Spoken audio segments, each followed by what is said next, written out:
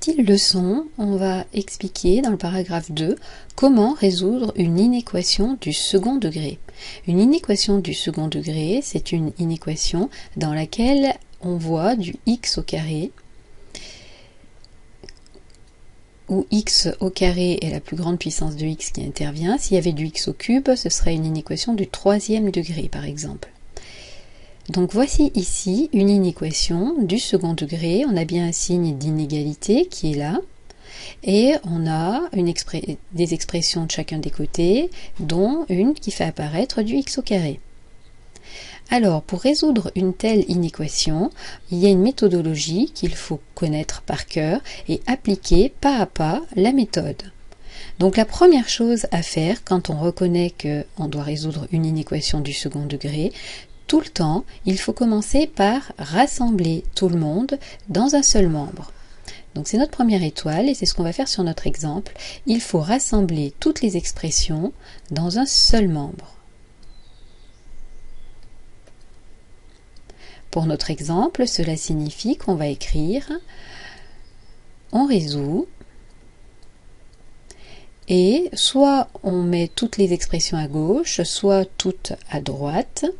Ici, si on passe tout à gauche, moins 4x au carré plus x, strictement positif. On a ajouté x dans les deux membres.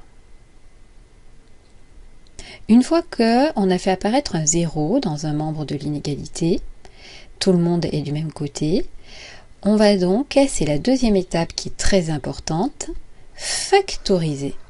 Puisque nous, les tableaux de signes, on sait les manipuler et on sait les construire que lorsqu'on a un produit, un paquet fois un paquet, ou un quotient, un paquet divisé par un paquet. Donc ici, il va falloir transformer pour obtenir un produit. Alors ici, pour factoriser, dans 90% des cas, alors là, on se rend compte qu'on n'a pas un produit, hein. On a une somme, on a ce plus qui est là, on a un paquet plus un paquet. Dans 90% des cas, il faut essayer de regarder s'il n'y a pas un facteur commun, quelque chose qui se répète avant et après le signe de la somme. Donc ici, il y a quelque chose qui se répète. On a en effet moins 4x au carré qui est en fait moins 4x fois x. Plus x, qui est en fait x, ce qui est caché à côté du x, c'est un fois 1. On va donc pouvoir factoriser par, alors je souligne le facteur commun, donc on a compris qu'on avait regardé à gauche et à droite du signe plus si quelque chose se répète, qui est facteur commun, et x multiplie moins 4x avant le signe plus, et x multiplie 1 après signe plus. On va donc factoriser en écrivant qu'on a x qui multiplie, alors tout d'abord x ici, donc ce qu'on a mis en facteur, c'est ce qui a été souligné précédemment, multiplie d'abord moins 4x,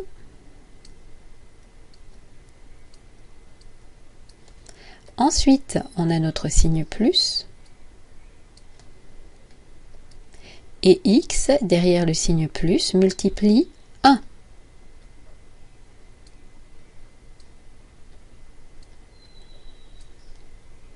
On a donc cette fois-ci un produit, et on veut résoudre quand est-ce que ce produit est strictement positif. Maintenant qu'on a un produit, on va pouvoir savoir quand est-ce qu'il est positif ou négatif grâce à son tableau de signes. Il faut construire le tableau de signes de notre produit. Dans un premier temps, on va donc oublier ce qu'on cherche pour se concentrer sur la construction du tableau de signes du produit. Donc les premières étapes sont à connaître par cœur. Étape 1, je mets tout le monde du même côté. Étape 2, je factorise. Et étape 3, on va se lancer dans la construction du tableau de signes du produit. Donc ce tableau de signes, vous savez le construire. Je vous laisse y réfléchir.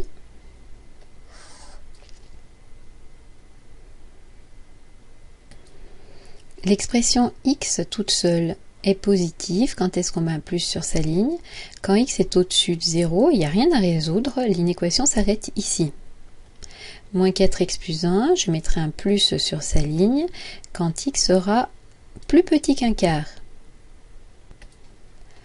Je vous laisse, si vous ne l'avez encore pas fait, compléter le tableau de signes du produit.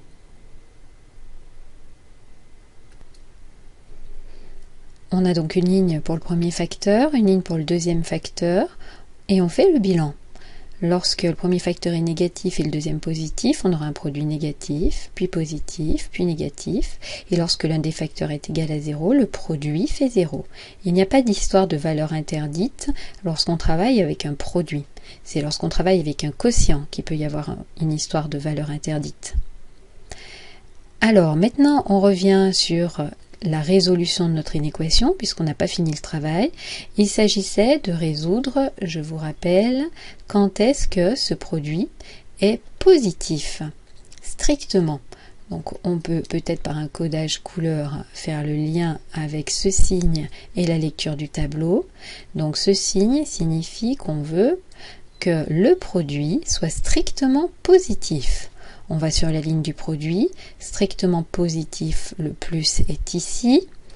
On n'attrape pas les zéros parce qu'on ne veut pas supérieur ou égal à 0, on veut strictement plus grand que 0. Et donc sur l'axe des abscisses, ça va correspondre à ce qu'on lit ici. En antécédent, on va donc choisir les nombres x compris entre 0 et 1 quart, strictement. C'est ce qu'on écrit ici. Notre ensemble de solutions, c'est l'intervalle ouvert de 0 à 1 quart.